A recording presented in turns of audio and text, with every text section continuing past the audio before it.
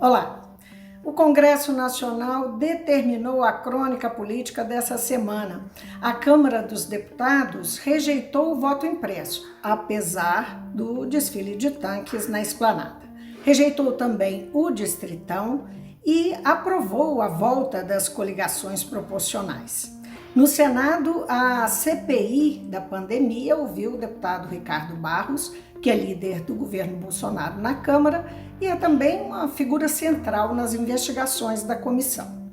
Esses são os assuntos do mundo político de hoje. Eu vou conversar com o cientista político Vitor Marchetti. Ele é professor da Universidade Federal do ABC, professor de graduação e pós-graduação em políticas públicas. Vitor Marchetti, muito obrigada por atender o Mundo Político, a TV Assembleia. Eu que agradeço, Vivi, um grande prazer conversar com vocês. Vitor, o presidente da Câmara, Arthur Lira, antecipou ontem a votação do sistema distritão. Vamos começar pelas votações de ontem, porque eu acho que elas são muito significativas, né, para o sistema eleitoral, para o funcionamento do sistema eleitoral brasileiro, né, e sistema político. Então, a votação do sistema distritão e das coligações proporcionais, como eu me referi, o primeiro acabou derrotado, que é o distritão, e passou, então, foi aprovado, então, em primeiro turno ainda, as coligações proporcionais.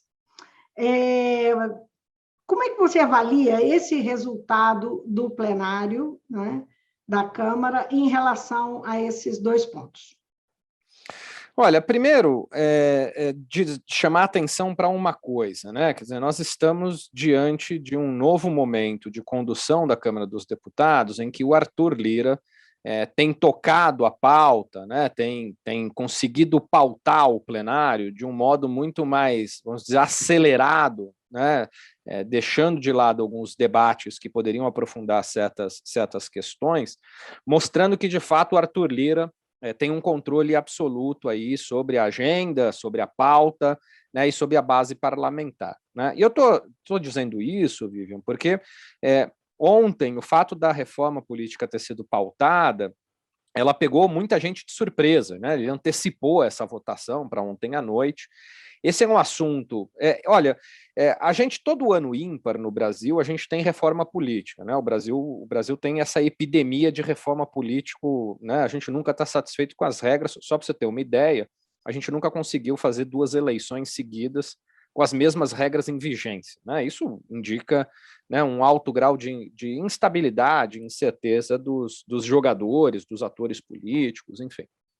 De qualquer modo, a reforma que a gente tinha diante de nós agora talvez, e aí você me permite utilizar, mas é a das mais dantescas que eu já vi apresentadas, né? Quer dizer, o distritão, tudo bem, não é novidade, é a terceira vez que o distritão está sendo debatido pela Câmara dos Deputados, né? Ele já foi rejeitado. 2015, né?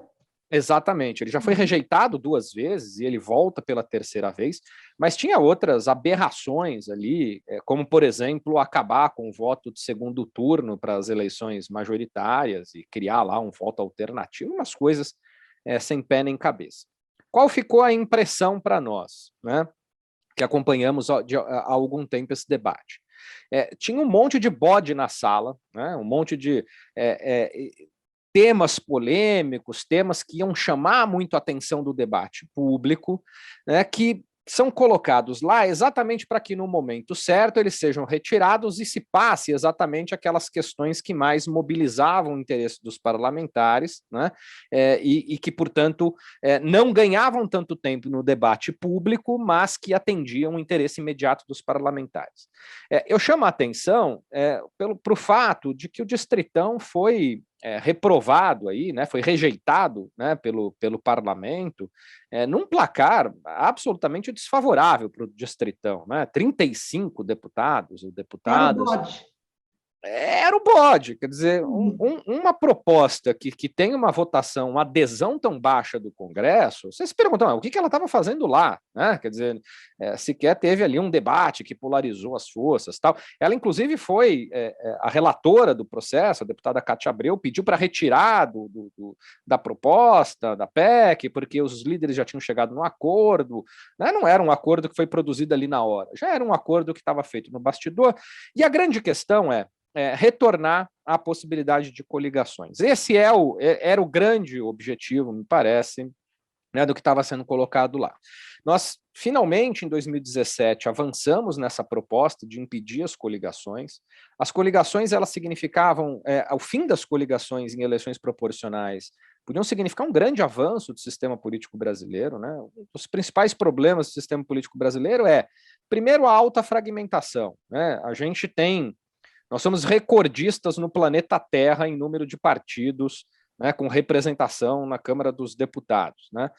Isso torna aí os custos de governabilidade alta, os custos de coordenação alta, baixa enormemente o nível de identificação partidária da sociedade com a política, né? Partidos políticos já têm dificuldade de conseguir adesão da sociedade em qualquer democracia.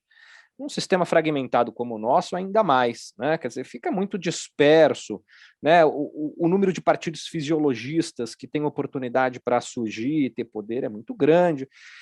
Então, nós estamos muito lentamente promovendo mudanças na legislação para reduzir essa fragmentação. A cláusula de desempenho é uma delas, né?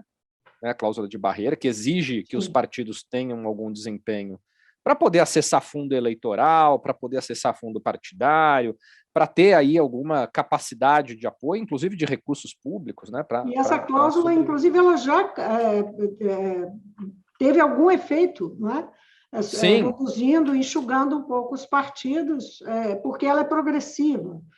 Exato, quer dizer, a cada eleição ela vai sendo mais exigente, né? E o fim das coligações era um ponto fundamental aí, Vivian, para que a gente concluísse esse processo de enxugamento do quadro partidário, né? Porque o grande problema da coligação é primeiro, que confunde o eleitor, né? Quer dizer, o eleitor está ali votando num determinado candidato de um partido, mas no fundo ele está produzindo impactos para toda uma coligação que ele sequer sabe se tem afinidade ideológica com aqueles outros partidos, enfim, né? Então, as coligações, elas promovem ruído de informação para o eleitor, né, e acabam estimulando a permanência dessa alta fragmentação. Agora, Vitor, o prognóstico tem um segundo turno aí pela frente, e depois tem o Senado, para que as coligações realmente retornem, as coligações proporcionais. O prognóstico não é bom, deve sofrer resistências, né? Eu acho que na Câmara ele tende a ser aprovado, né? Eu acho que o acordo ali está bem arrumado, bem arranjado, e na Câmara o principal espaço de sobrevivência, vamos dizer assim, a necessidade de sobrevivência desses partidos pequenos ou médios que correm o risco, né, que correriam o risco de desaparecer caso essa regra da proibição da coligação permanecesse, né?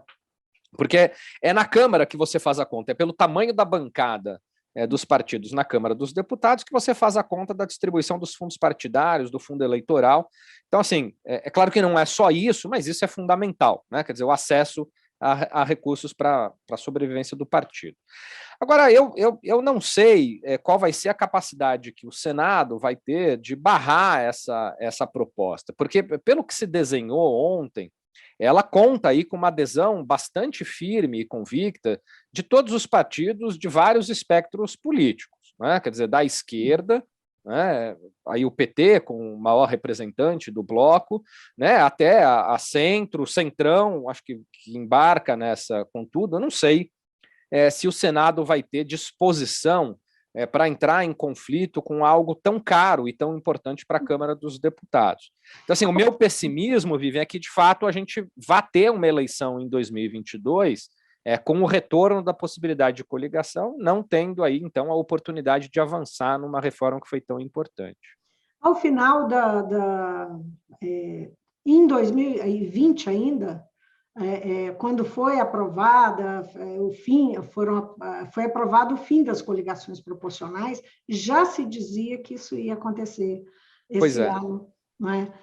Que elas voltariam ou haveria uma tentativa de voltar. Quando você falou num acordo que foi feito para que fosse votado o distritão e ele foi usado como bode, eu fiquei pensando também que, assim, apesar de ter na oposição quem tem interesse na volta das coligações proporcionais, para a oposição também, o distritão não era um bode, ele era o que ele não era desejado. O bode era, sim, para o Arthur Lira e para o Centrão. Né? O distritão, enfim, já foi eleito aí entre os analistas e cientistas políticos o pior sistema eleitoral do mundo. Quer dizer, você não tem referência de nenhuma democracia no mundo estável, né, que tenha o distritão como modelo. Uma coisa é você discutir o modelo distrital misto, né, que vários países e várias democracias já adotam. Agora, o distritão, que é essa lógica de que você elenca lá só os mais votados, e os mais votados acabam sendo eleitos, né, com magnitudes altas, ou seja, com um número grande de vagas em disputa, isso é um modelo descabido e que abria aí só oportunidade, vamos dizer, para outsiders, para aqueles que têm capital político, ou conseguem ganhar capital político fora do sistema partidário.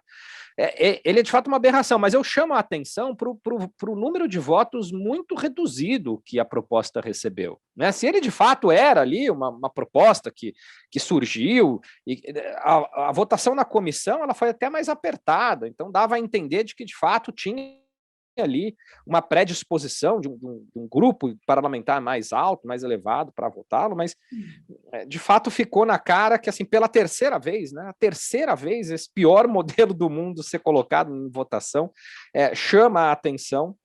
Né? E eu chamaria atenção também para outras questões que ainda estão sendo debatidas, que são propostas que podem dificultar ainda mais a transparência no nível de prestação de contas, do uso dos recursos do fundo partidário, né, que podem limitar a atuação da justiça eleitoral. Enfim, há outras questões que estão aí ainda para serem debatidas e serem votadas, né, porque a gente tinha 3 grandes blocos aí de votação, né, não tinha só a proposta da Cláudia Abreu, que podem aí promover alguma mudança. Das mais importantes é isso. Eu acho que a mais importante é, de fato, né, a queda do distritão, a questão do voto impresso, né, que já foi no dia anterior, né, e o possível retorno das coligações. Eu queria, então, voltar no voto impresso, foi lá na terça-feira, mas faz parte desse nosso pacote da semana em que o Congresso Nacional esteve na ribalta, mandando na pauta. Bolsonaro conseguiu pautar um assunto que não tinha importância nem para a política, nem para o meio político, nem para a sociedade. O fato é que o voto impresso virou a coisa mais importante do mundo, que desconectada com a realidade. Não é? Essa discussão, na sua opinião, ela sobrevive em 2022? E como o Bolsonaro pode tirar proveito dessa eventual sobrevivência? Olha, Vivian, primeiro que, assim, eu acho que já está muito claro, né, que as intenções do Bolsonaro não são intenções para o aperfeiçoamento do sistema eleitoral, né, porque a gente poderia fazer uma discussão honesta, eu acho que a gente já fez outros momentos, né, sobre a melhoria da qualidade de auditoria e transparência. O TSE tem muitos mecanismos de transparência e possibilidade de auditoria na urna, mas, enfim, a gente poderia debater se vale a pena, né? O custo estimado só para instalar impressoras nas urnas é para cima de 2 bilhões, né? Não, a gente poderia, como sociedade, o parlamento, se debruçar, é um custo que vale a pena, né? Vai trazer, de fato, grandes avanços para a fiscalização, para a transparência do sistema eleitoral. Enfim, essa seria uma discussão honesta. E definitivamente não é esse o objetivo do Bolsonaro. O objetivo do Bolsonaro é exatamente produzir, lançar dúvidas sobre o sistema eleitoral, porque ao lançar dúvidas sobre o sistema eleitoral, ele vai lá se vacinando de alguma possibilidade de derrota eleitoral e manter a sua base animada, mantendo vigoroso aquele seu espírito anti-mainstream, né? Que é isso que o fez sobreviver politicamente nesses anos todos e que acabou o levando à presidência da República, né? Essa postura de que sou contra tudo e contra todos, as instituições, há uma grande conspiração internacional e nacional, né, para manutenção de determinados grupos no poder, enfim, isso é o que anima o seu núcleo duro de eleitores mais próximos. Desse modo, eu acho que não foi de todo desastroso o fato do Arthur Lira ter colocado o assunto para ser votado no parlamento, né? E eu nem estou aqui discutindo quais foram as intenções do Arthur Lira. Só digo que o fato do parlamento ter se manifestado sobre esse assunto dá mais força para a rejeição da pauta do ponto de vista institucional, né? Não é só a opção de uma comissão que disse que não vai ter voto impresso. O parlamento se manifestou. Mas, ao mesmo tempo, ainda que seja uma resposta contundente do parlamento, uma resposta institucional, ao mesmo tempo, a gente sabe que o Bolsonaro não joga dentro da lógica institucional, né? E que seu grupo de apoiadores mais próximos também não jogam dentro da lógica institucional. Portanto, apesar de ter uma Câmara que rejeitou, né, esse assunto, e que, nas palavras do Arthur Lira, isso estaria encerrado esse assunto, encerrado esse debate, eu duvido muito. Prometido isso, né? Que Bolsonaro teria prometido, né, para ele, né? Mas veja, no mesmo dia em que a votação aconteceu, no dia seguinte de manhã, o presidente da República já estava lá no cercadinho dizendo que havia uma grande conspiração, que o Foro de São Paulo contratou hackers para invadir as urnas e eles ficaram lá por meses, e que o TSE sabia, e que o TSE foi frouxo em relação a isso, que os parlamentares estavam sendo acuados, chantageados. Quer dizer, não tem mais, eu acho que, ser racional nesse país que acredite em qualquer compromisso do Bolsonaro de moderação, né? Eu acho que ele já tem dado muito mais do que provas consistentes de que ele não vai se moderar, porque esse não é o seu estilo e essa não é a sua disposição política.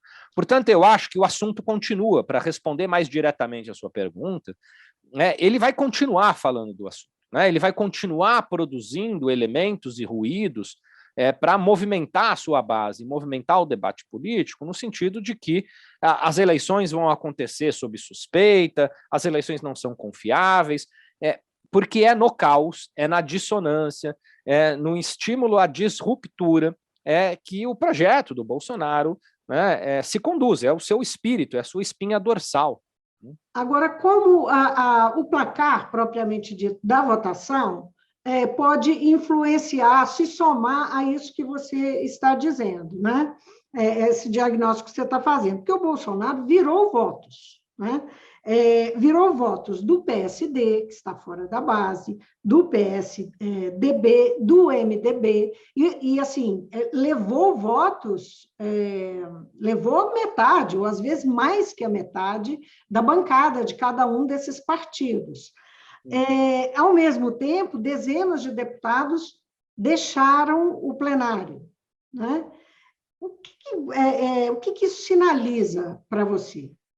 Olha, Vivian, e eu acho interessante, você trouxe aí alguns partidos, né, que eram partidos que MDB, PSD, PSDB, que se imaginavam que não votariam tão fortemente a favor dessa proposta, porque era claramente, não era uma proposta de melhoria do sistema, mas era uma proposta de adesão às vontades do governo federal. Por outro lado, você tem partidos fortes da base, como o PP, né, o Partido Progressista, né, que tem o Arthur Lira na presidência, o partido no qual o Bolsonaro ficou filiado a maior parte da sua vida política, enfim, e o PL, que foram partidos que acabaram tendo menos votos do que se esperava a favor do voto impresso. A minha impressão sobre esse assunto, eu acho que já estava muito claro no ambiente da Câmara de que não teria maioria para aprovar o voto impresso, né? Então que ela já seria derrotada.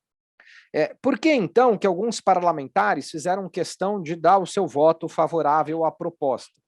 Primeiro porque já sabiam que a proposta não ia prosperar. Se houvesse qualquer chance da proposta prosperar, talvez o placar fosse outro, né? O modo como os partidos e os políticos agissem dentro dos partidos seria outro.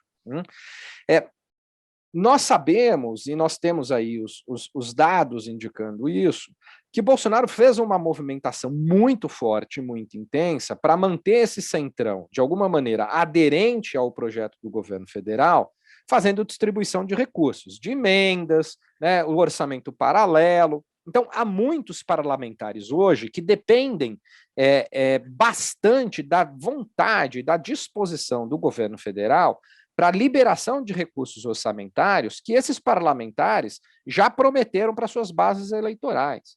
Né? Esses parlamentares eles já estão de olho em 2022. Então, me parece que o cálculo de muitos desses parlamentares foi o seguinte, quer dizer, essa proposta não vai passar.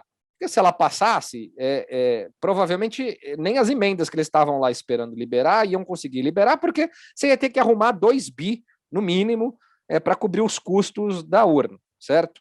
Então já se tinha expectativa lá de que de fato não ia prosperar.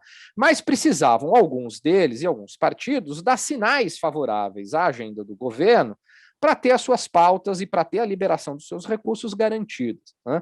Então, a minha leitura é que, de fato, a votação teve uma adesão maior do que se esperava. Né? Quando a gente ouvia os líderes partidários falando, parecia que a proposta teria um número muito pequeno de adesão, ou muito menor. Na hora do encaminhamento do voto, não é? O que se Exatamente. Seria acachapante a derrota. E não foi acachapante, de fato não foi acachapante.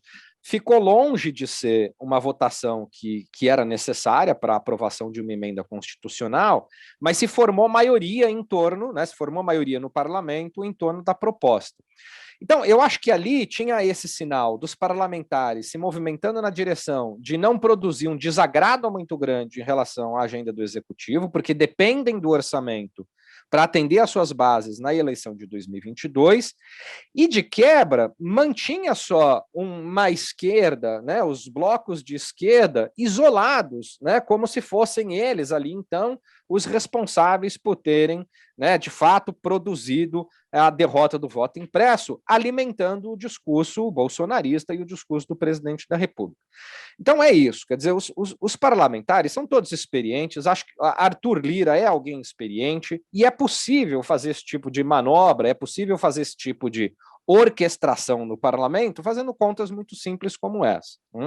Então, eu acho que, se por um lado era uma agenda importante do presidente que não passou no Congresso Nacional, por outro, sinaliza que, de fato, ele tem na mão, né, uma maioria bastante significativa do parlamento que age por motivos fisiologistas, age por motivos, né, da sua própria sobrevivência política, mas que, ao fim e ao cabo, acabam dando suporte para o presidente da República, que, por exemplo, a gente está aqui conversando há algum tempo e a palavra impeachment nem apareceu na nossa conversa e nem tem sentido aparecer mesmo, né? Porque, de fato, a gente não tem no cenário político hoje, como se tinha há meses atrás, né, essa possibilidade, a possibilidade de um processo de impeachment ter algum andamento na Câmara dos Deputados.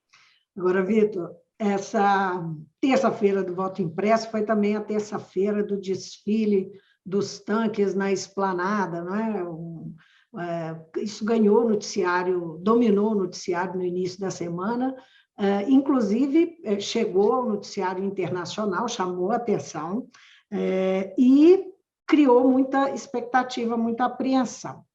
Qual é a sua percepção desse episódio e dessa ligação que foi feita desse desfile no dia da votação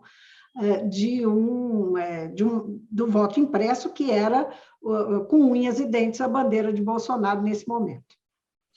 Olha, Viviane, eu tenho muita convicção e preocupação com essa minha convicção. Quer dizer, nós já podemos falar tranquilamente que estamos diante de um governo militar, né?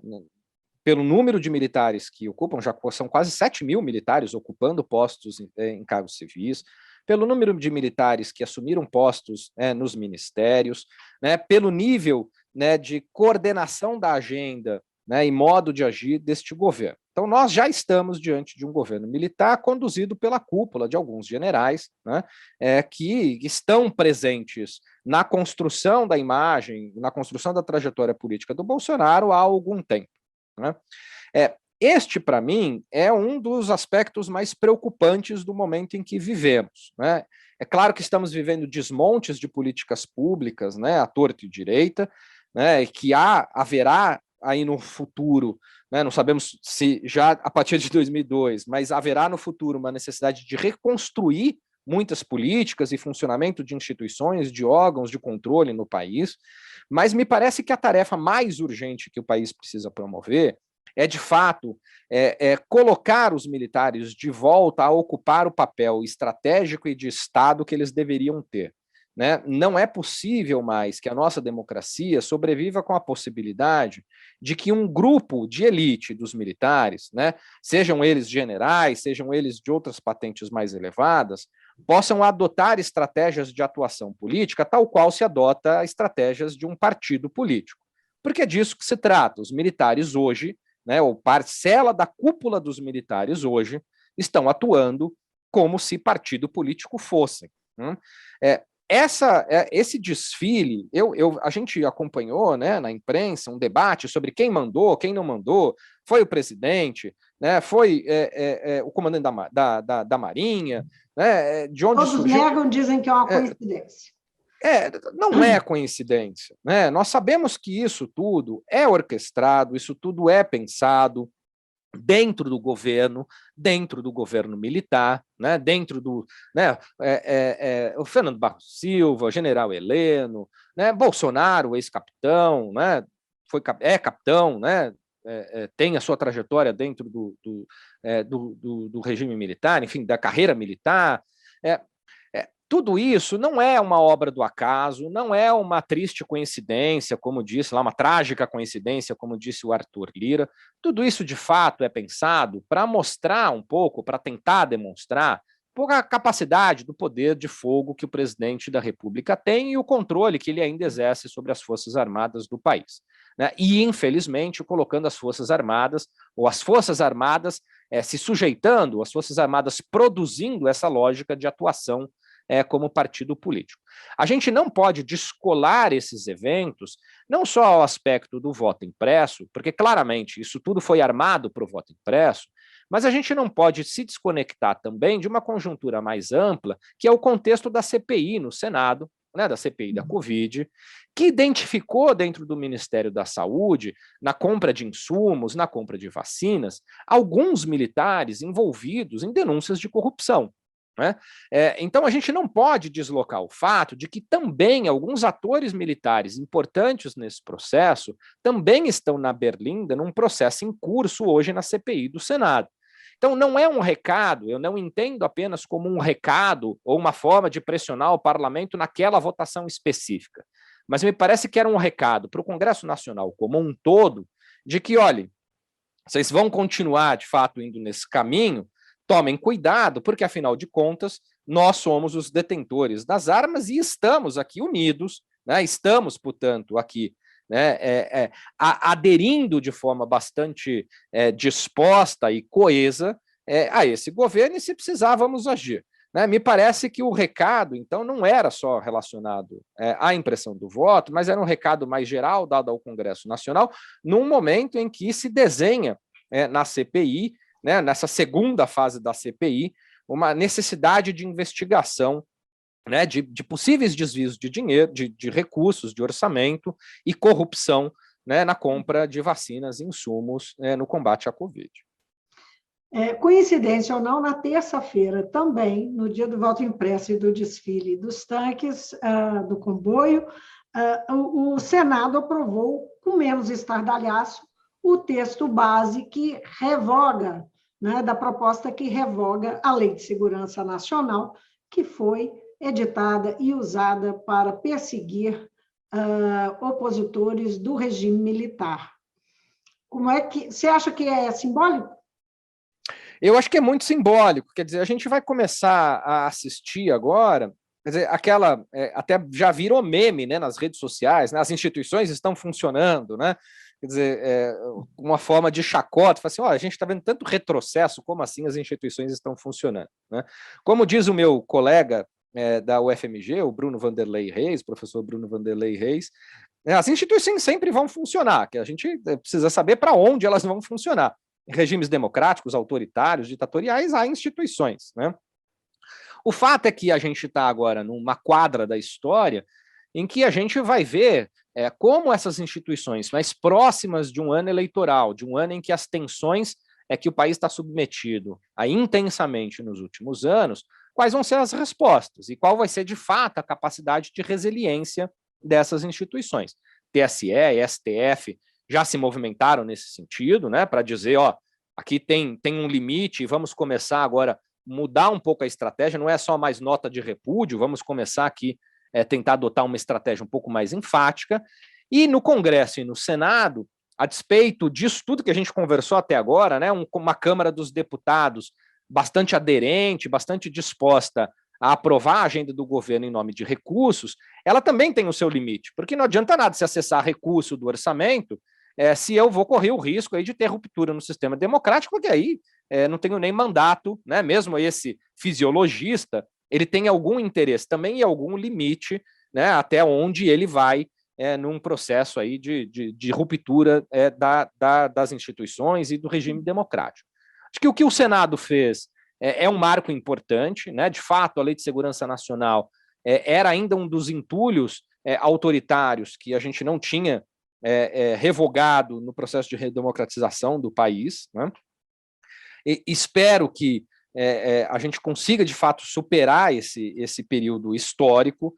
Vamos ver a reação do presidente da República a isso. Não acompanhei, não vi nenhum tipo de reação do presidente da República em relação a isso, mas eu concordo contigo de que, de fato, há ali um sinal importante que, a despeito de não ter sido, né, não ter sido feito com muito mais estardalhaço, eu acho que tem uma marca, porque era um dia com muita cortina de fumaça, né? Muita fumaça, literalmente, Fumaça, né? literalmente.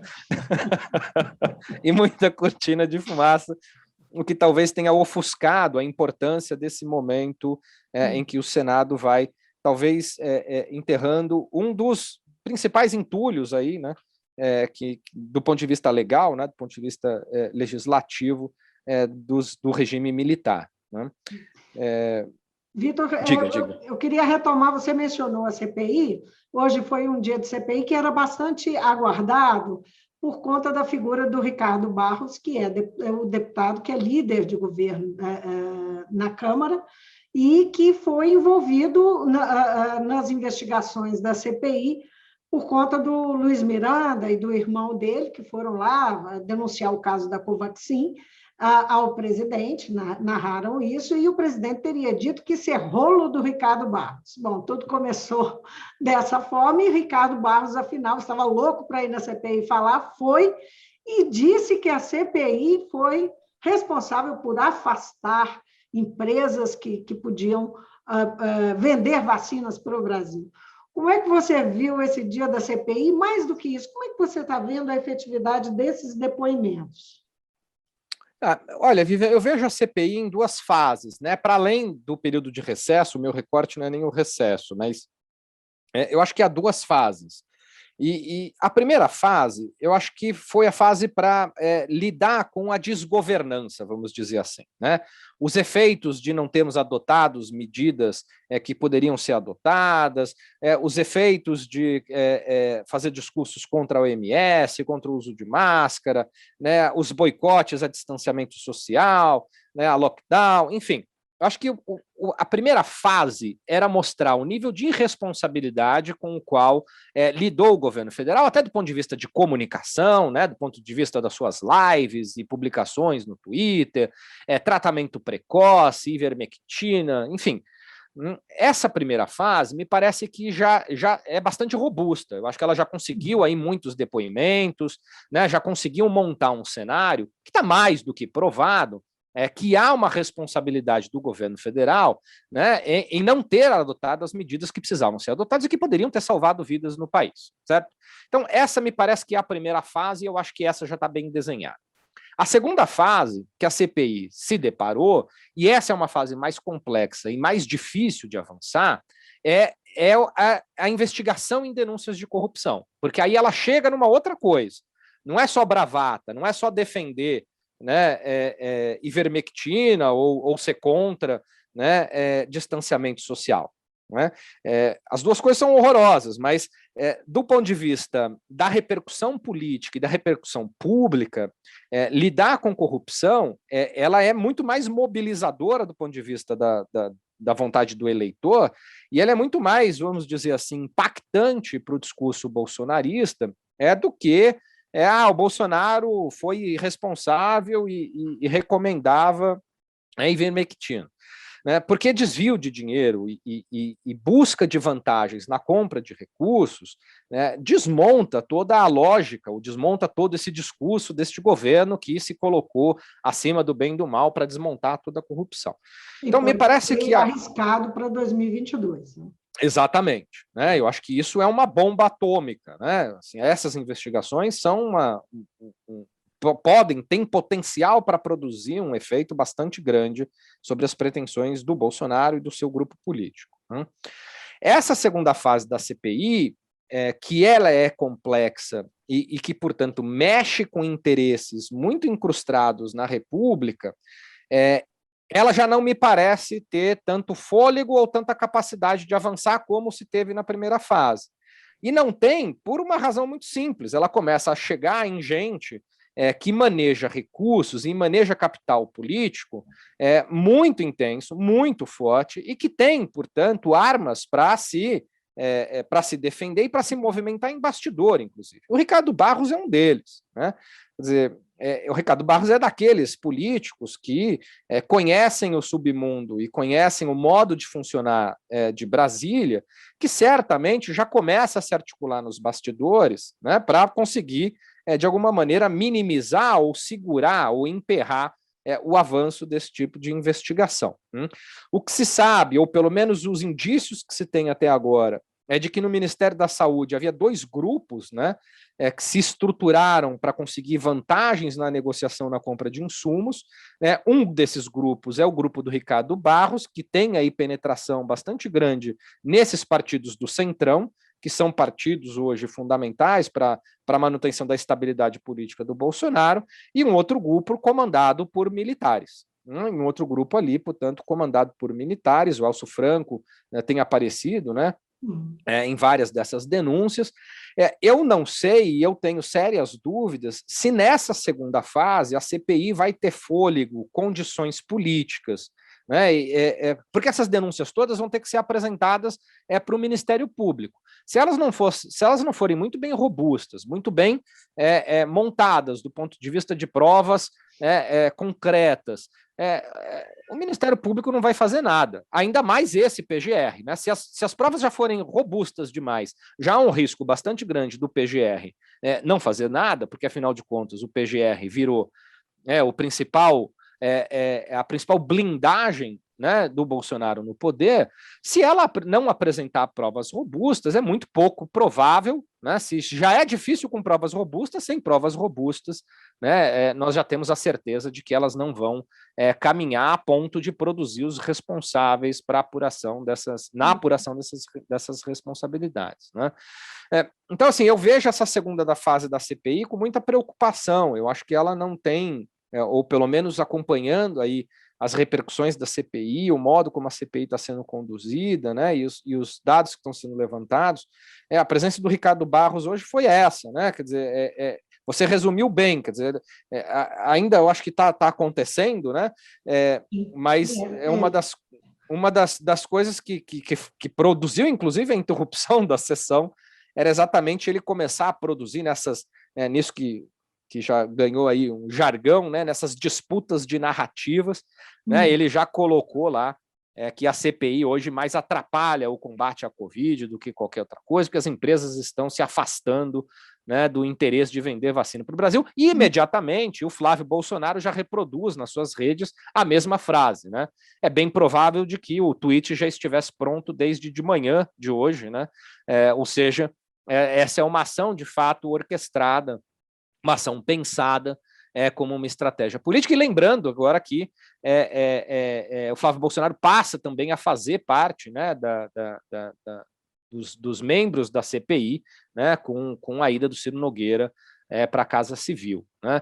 Então, isso certamente, porque ele começa a ter acesso a outros recursos, começa a ter acesso a outros materiais, e isso certamente vai produzir aí um outro ritmo e um outro modo de operar da CPI, portanto, é daí que eu então tiro o vai meu virar... pessimismo. mas a CPI vira mais entretenimento do que nunca, né? Porque Bom, sem dúvida ainda vai nenhuma. perder muito. Sem dúvida nenhuma. Mas, enfim, por trás de toda essa discussão que você disse que, né, estratégia política, né, que o governo adota e esse tipo de narrativa e tal, atrás disso tudo tem um pano de fundo que são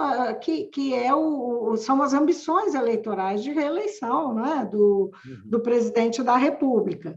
E aí eu não queria deixar de mencionar que essa semana também chegou ao Congresso, especificamente à Câmara dos Deputados, a maior aposta do presidente para tentar catapultar a popularidade dele, que é o Bolsa Família. E eu queria a sua impressão sobre essa arma que o presidente tem na mão, como ela pode ser efetiva ou não. Olha, os dados que a gente tem visto de popularidade, de fato, indicam que o Bolsonaro perdeu de forma consistente um apoio importante nas classes médias urbanas, né? E essas classes médias urbanas, nos grandes centros urbanos, é o que tem produzido aí uma elevação bastante grande aí da sua impopularidade, né? Da sua taxa de rejeição. Alguns institutos já marcando uma taxa de rejeição de 61%, que é muito alta, né? Quer dizer, isso implode qualquer possibilidade dele ser eleito, né? Mas tem dados indicando também de que as populações de mais baixa renda já foram ou já mudaram a sua preferência política ao longo do governo e que foram impactadas no início da pandemia, né, pelo auxílio emergencial. Então, se tem uma análise de que hoje ele conta com uma impopularidade muito grande nos centros urbanos de classe média e nas áreas mais pobres, mas que as áreas mais pobres elas são mais voláteis, porque elas estão mais sujeitas a essas demandas de sobrevivência imediata, né? São mais impactadas pela necessidade de sobrevivência imediata.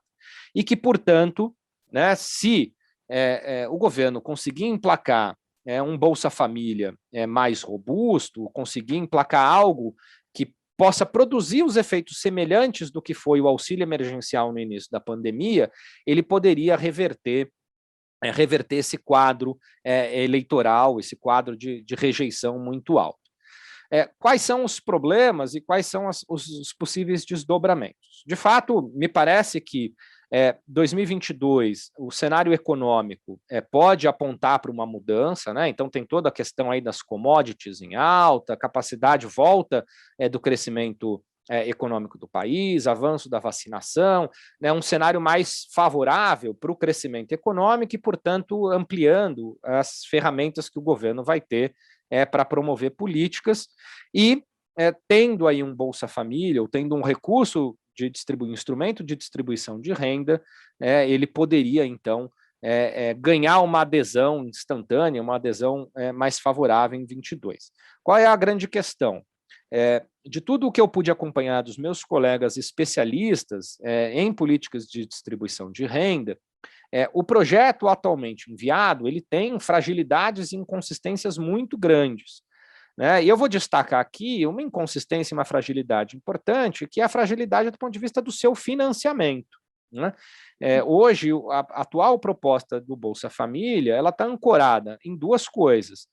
Uma, numa aposta de privatização, quer dizer, os recursos para financiar o Bolsa Família viriam da privatização e viriam da questão da necessidade de aprovação da PEC dos precatórios, ou seja, isso que o Guedes chamou aí de um meteoro que o pegou desprevenido, né?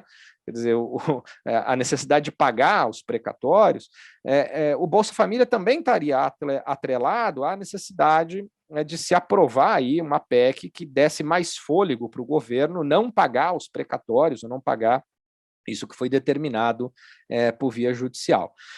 Isso tudo é muito frágil, quer dizer, você não tem um programa de distribuição de renda que depende de recursos que não são recursos retirados de fontes mais seguras, de fontes tão instáveis como essa privatização, quer dizer, a gente não tem hoje nenhuma garantia, né, do que vai ser privatizado, de como vai seguir, né, de quais recursos vão ser arrecadados, enfim, né, e mesmo a questão das decisões dos precatórios envolve aí questões judiciais, envolve uma necessidade de articulação no Congresso, enfim.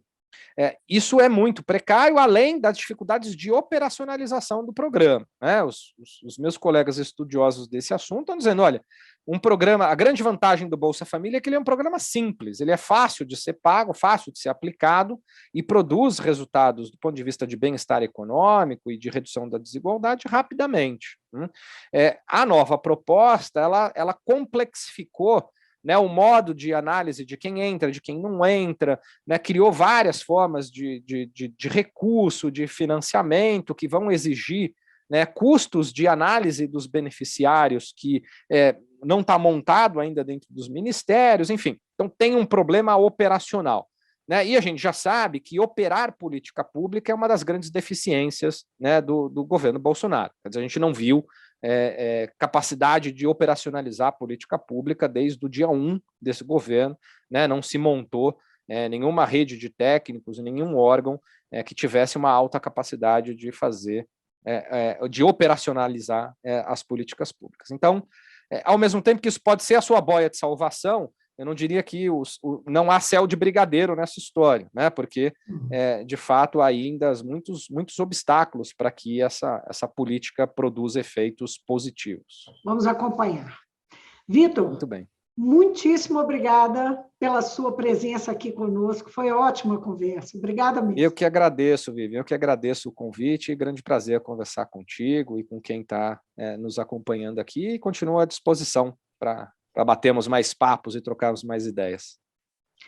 É isso aí, eu conversei com o Vitor Marchetti, ele é cientista político, professor da Universidade Federal do ABC, ele é professor da graduação e da pós-graduação, e nosso assunto aqui foi essa semana muito quente, com votações muito, muito quentes no Congresso, com aquele episódio na esplanada dos tanques, fazendo um desfile em pleno dia de votação do voto impresso, polêmico voto impresso, falamos um pouco da CPI também, das instituições, da instabilidade das instituições, enfim, passamos em revista uma semana da política muito quente. É isso aí, a gente fica por aqui, até a próxima. Tchau, tchau. Tchau, Vitor. Tchau, Vitor. Obrigado.